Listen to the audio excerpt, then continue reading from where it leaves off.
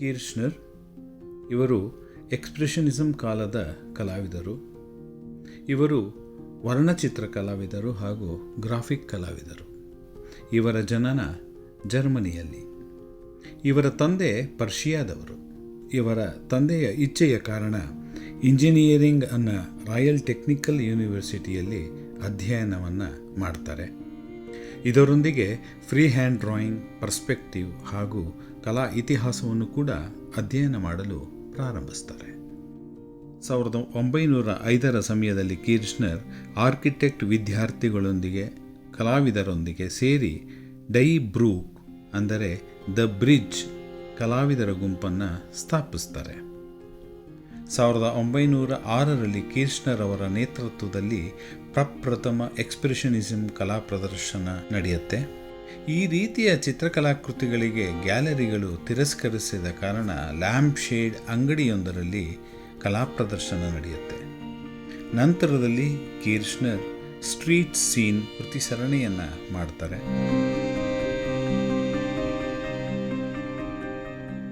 Berlin ಬೀದಿಯ ಚಿತ್ರಗಳು, ಅದರಲ್ಲಿ ಸ್ಟ್ರೀಟ್ ವಾಕರ್ಸ್ ಕುರಿತ ಚಿತ್ರವನ್ನು ರಚಿಸ್ತಾರೆ.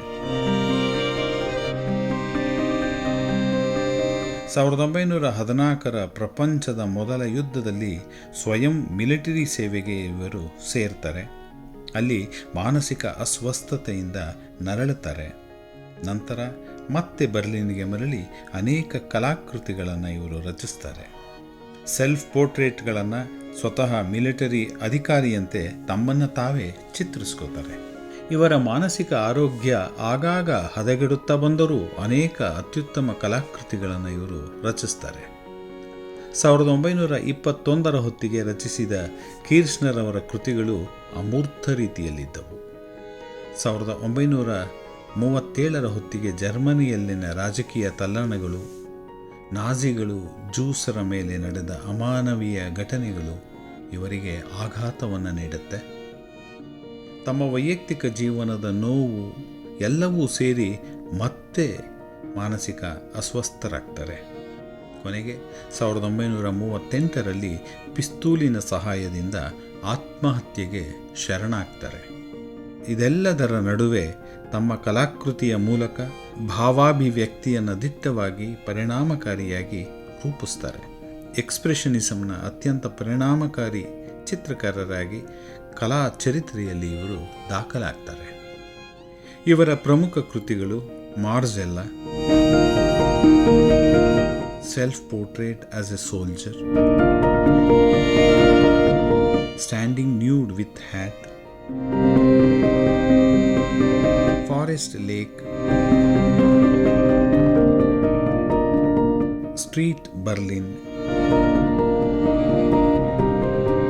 Davos in summer, Archers, Sitting Woman, Female Nudes,